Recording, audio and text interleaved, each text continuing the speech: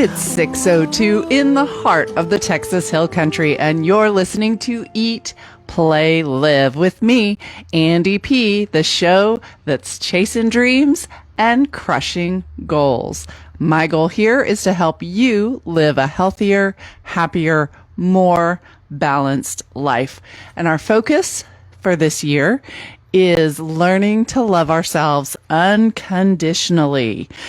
When we love ourselves, it totally boosts our confidence, right? You can't be a confident person if you don't love yourself. And we're not talking about these egocentric, self-involved, narcissist types. That's absolutely not it. Those do not come from a place of love or confidence, for that matter. You know, we all know those people. And I think if you look closely, you'll find that those traits are based in fear, feelings of inadequacy, and they just turn toxic. So no. That is the opposite of what we're working toward. The dreams we're chasing need us to build on the belief that we are worthy. We are enough. We are exactly who we are supposed to be and where we are supposed to be in this moment. How long will that moment last? Well, I don't know.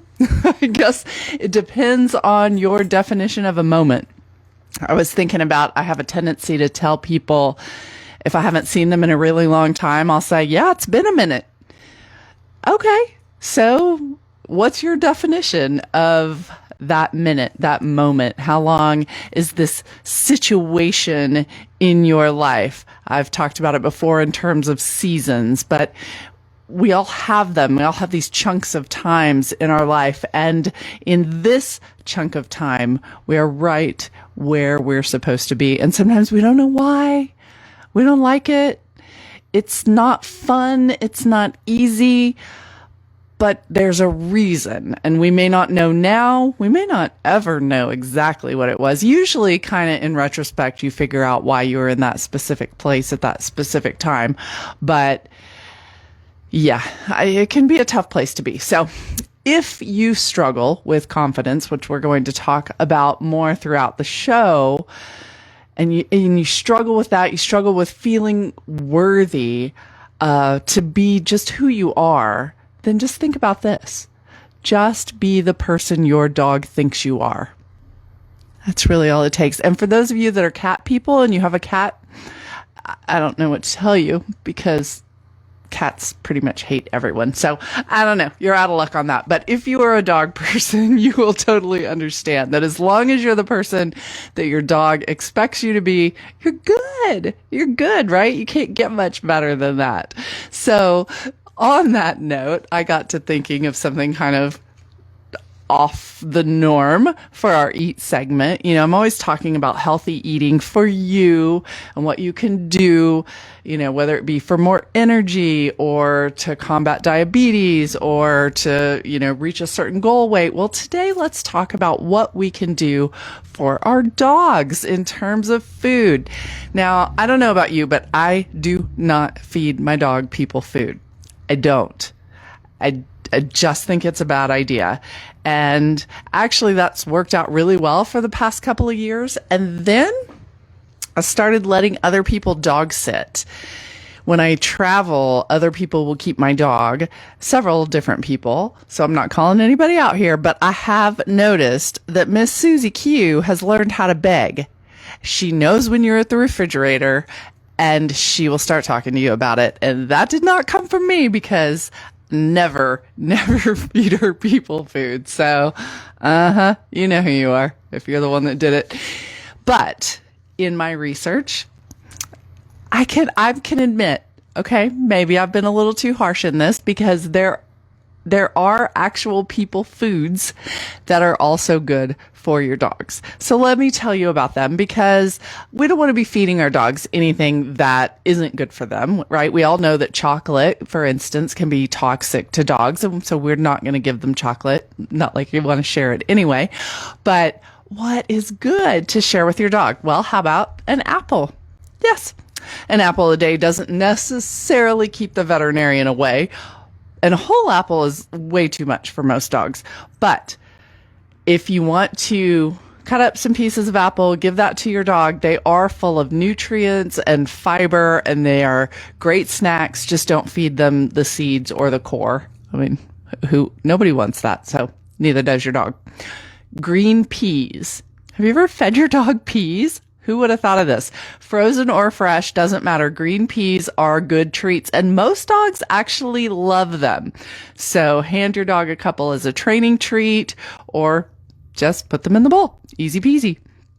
Carrots, loaded with beta carotene. Good for our eyes, good for your dog's eyes, right?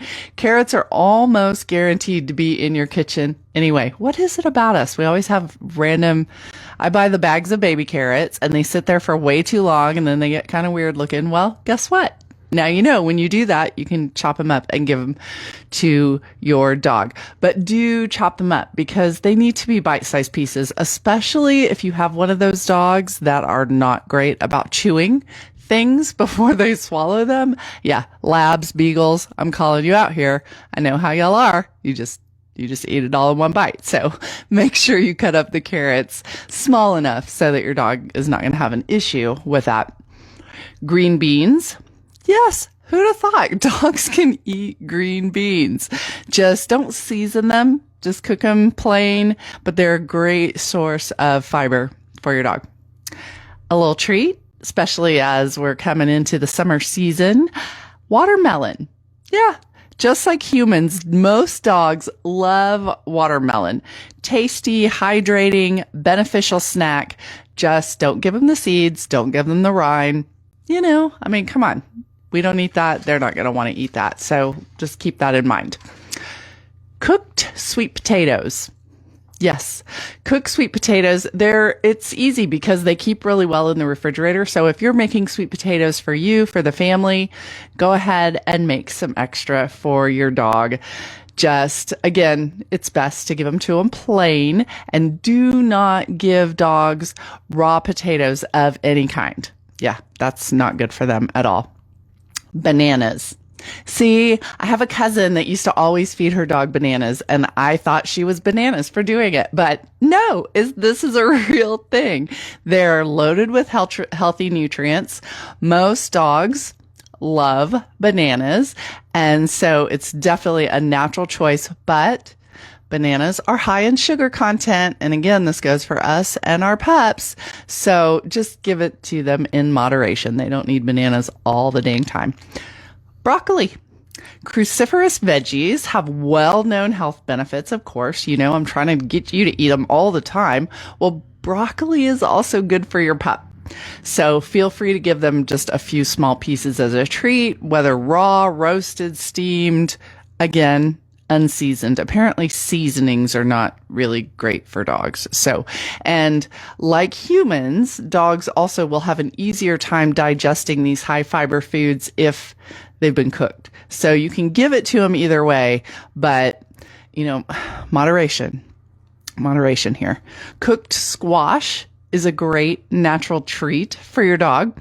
Since there's several kinds of squash that are safe for dogs, it's pretty much a good option all year round. You can find something that you can feed them: butternut squash, yellow squash, zucchini, even pumpkin. So just remove the seeds, and for the butternut, don't give them the rind on that one. But yeah, dogs dig squash.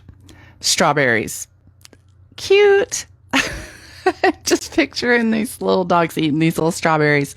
They're sweet little vitamin C nuggets that dogs usually, I mean, I know we all got the weird dog that doesn't like anything, but most dogs love strawberries. So like bananas, they can be too high in sugar. So just use them as a little treat, not an all the time thing. Blueberries, another great healthy little treat that they will enjoy. Just make sure you know, okay, this is cool. This is new information. But when you're trying out new treats for your dogs, it's best to start with small portions. We don't know how their tummies are going to react to some of these new things. And unless you want to figure that out on your rug when it comes back, nobody likes that. That is not fun for us. So, or the dog probably, they don't enjoy that either. So just give them a little bit at a time. Make sure they do okay with it before you start introducing a bunch of random new food to your puppy. And like I say, the reason that I don't or haven't fed my dog people food in the past, since reading this, I've given her a couple little bites of carrot. And yes, she did love it. But only from the bowl, not from your plate, not from the countertop. Just because this is food that we see as people food, we still need to present it to our dog as dog food so that they don't start coming after us for every single thing that we're putting in our face. Because you know how they are. That's what they're going to do. Yes. So, and for you humans out there, here's the thing. Do not reward yourself with food. You are not a dog. Okay? Especially if you're trying to reach some sort of goal and you're watching what you eat. All the time, you hear people say, oh, I did this or that. I'm going to get it. I need to reward myself. I've done so well. I'm going to have some pie. I'm going to have whatever that reward is. No, food is not a reward. Find something else. However, I am not saying that you can never treat yourself. Just don't get it in your mind that food equals reward. Okay. We've set that up, but I am not opposed to the occasional treat yourself. Thanks to Parks and Rec for coming up with that amazing, treat yourself. If you don't know what I'm talking about, you better watch it because you'll get it. Anyway, I just follow the shiny thing down the road sometimes. Why not? So as I was following a shiny thing down the road the other day, I decided that I needed a little treat, and I walked over to our fabulous snow cone, Mason snow cone, and got a pickle snow cone. This is an amazing treat because number one, it has no sugar. Number two, it has tons of electrolytes. Pickle juice is actually good for you, and a pickle snow cone is just pickle juice on ice. That's it. There's nothing about it that's bad for you. You don't even have to feel one single ounce of guilt. And walking over there, sunshine, fresh air, not sitting, standing, walking, these are the best possible way to treat yourself. Yes, because we don't want to be sitting all the time, right? I talk about play. Usually when I talk about playing, it's exercise, right? It's ways to move your body and get more motion into your day. Well, the flip side of that, let's just talk about not sitting, because we do it way too much. You're not playing if you're sitting, and sitting literally will kill you. I know that sounds a little intense, but I'm not playing. It really can shorten your life. Okay. Many things that are life shortening are exacerbated by the length of time that we spend sitting. Our bodies were not created for this posture for hours and hours and hours. And the more we become addicted to computers and TVs and all the different screens, we sit more and more and more. And it is not good for us. It's just not good. It hurts your heart. People who sit for a living, maybe like a transit driver, for instance, are twice as likely to get heart disease as people who stand for a living, like a clerk. Yeah, twice as likely. And the only difference in the study is the sitting versus the standing. Also, dementia is more likely. Yeah, it just does something to your brain over time. It also raises your risk of heart disease, diabetes, stroke, high blood pressure, and high cholesterol. And all of those play a role in dementia. So it just, again, it exacerbates what is already working against you just by sitting. Way too much. Isn't that wild? I know. We know that sitting all the time isn't great for us and we need to get up and move more often. But man, even if you exercise a lot, sitting can undo all that exercise, all that good work you've done. If you work out 7 hours a week, which is actually more than they recommend. But for example, if you were to work out 7 hours a week, sitting 7 hours a week, outweighs all that good work that you did. Yeah. That's awful. You're putting in the work and then you're undoing it just by sitting. Your odds of diabetes rise. So sitting, it just may change the way your body reacts to the insulin. You could get DVT, which is deep vein thrombosis. It doesn't sound fun. It's a clot that forms in your leg. So you've just got to break up long sessions of sitting. You do not want to be getting blood clots in your legs from this. And we all know you gain weight. You gain weight if you sit all the time. Yeah, especially if you're sitting in front of a screen. It wrecks your back. It puts a huge stress on your back muscles, your neck, your spine. Even worse, if you're slouching. Yeah. So, start by sitting up straight, but get up. Now, a good ergonomic chair will also help. Some of us have to sit for work. I get it. But maybe look into getting a stand-up desk. I had one at the last place I worked because I was just on a computer all day long, 9 to 5, actually more like 8 to 6 for years, but they let me get a stand-up desk and that helped immensely because, it didn't even make my list. But one of the issues I have when I sit for too long, especially on a computer, my right hand goes cold, not numb, but cold. And it'll start to ache and then I end up kind of like sitting on my hand. It's totally bizarre. And I've been to every kind of doctor, neurologist, orthopedist, chiropractor, you name it. And they kind of have pinpointed where it's coming from, but it's coming from sitting, and even the stand-up desk, well, the damage was already done. So that helped, but it didn't totally alleviate it because all those years of sitting had already done so much damage. Man, I know, getting older, it just stinks. It's no fun at all. Anyway, back to sitting.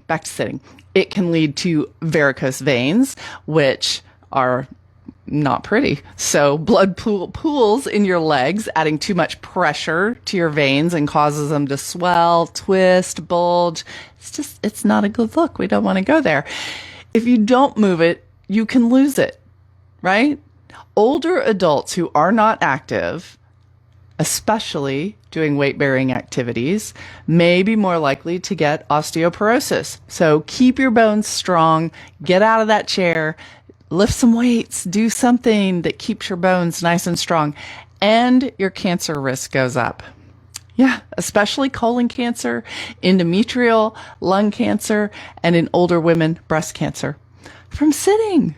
Isn't that weird? I know, but it is what it is. And so, yes, since sitting is a part of our modern culture, just remind yourself to get up, stand up at least once every half hour, stand up, stretch any way you can, walk around as much as you can, drink tons of water, and then you have to get up because you have to walk to the bathroom and you can stretch. See, multitasking, you can get it all done. I know you got this. You can make it happen. It's fine. So just get up and keep moving. So at the top of the show, I was talking about loving ourselves and being confident. And when you do those two things, it equals the ability to take a stand. You got that? See, we were talking about not sitting, stand up. Now we're going to take a stand. That's right, because it's time. It's time for us to take a stand. So I looked up, what does taking a stand really mean? Well, according to Riskology, which is a website I found that is a leadership website for introverts. Fascinating, right? Because introverts can still be leaders, very strong leaders. They just have to learn how to overcome some of the areas that don't come naturally. But according to this website, Riskology, taking a stand, you have to get over the fear of criticism and ridicule in order to do it, right? You just got to get over that fear. That takes work, but it is within reach. I've never met anyone with a little work couldn't take a step towards saying or doing something that they really believe in. No matter how scared you are, no matter how worried you are about what other people think, you can do it. So think about this. What prevents you from taking a stand? This is a thinker tonight. You know, I know you may not have all the answers right off the top of your head, but I want you to, even after the show, just think about this. What is preventing you from taking a stand on the things that are important to you? And do you ever wonder why sometimes you're willing to speak up for your beliefs and other times you stay silent? Yeah, why is that? Is it the people you're around that make the difference? I mean, probably that seems like kind of the most likely. You're worried maybe about what they'll think. Certain people, you may be more concerned about that than others. I know, obviously, I talk about health and diet and fitness a lot. I talk about it here. I talk about it on my Facebook. I talk about it kind of everywhere because it's just kind of my gig, right? But every once in a while, I get nervous to take a stand on certain subjects because I don't want to offend somebody or I don't want them to think that I'm judging them in any way. In fact, a girlfriend of mine made a comment. I posted something about a run I did, and she said something to the effect of that it made her feel lazy. And I said, no, absolutely not. Because what I do for my health and my body and my sanity no way reflects on what you're doing or not doing. We're all on our own journey. So if I am saying that I'm doing a marathon next weekend, an entire marathon, that doesn't mean I'm ever going to judge somebody else for not doing one. They're really hard. I'm scared that I'm not going to be able to even finish it. So no, if I'm talking about it and I'm saying, get out there and push yourself to do a 5K, baby. I don't care if you ever do a marathon. I just want you to push your own limits and do what's best and healthiest for you. Do not compare yourself to me, to anybody else. No, that is not okay. So, yes, take a stand. Don't be afraid to take a stand. I'm going to take a stand on certain things. I had another friend that posted about what kind of artificial sweetener she was putting in her coffee. Oh, I didn't care what anybody said or thought. I was going to have to make a statement about that. I'm going to take a stand because I believe that all of those artificial sweeteners are killing you. They're causing cancer. They're making you forget stuff. They're poison that we are putting into our bodies willingly. Okay, once again, when you're confident about something, you are willing to take a stand, right? And so if you don't, are you worried? Do you think the things that are important to you are maybe not worthy of shouting from the rooftops? Why not? Why not? You know, we can't all be on the same bandwagon. We wouldn't fit on the same bandwagon. There's a lot of us.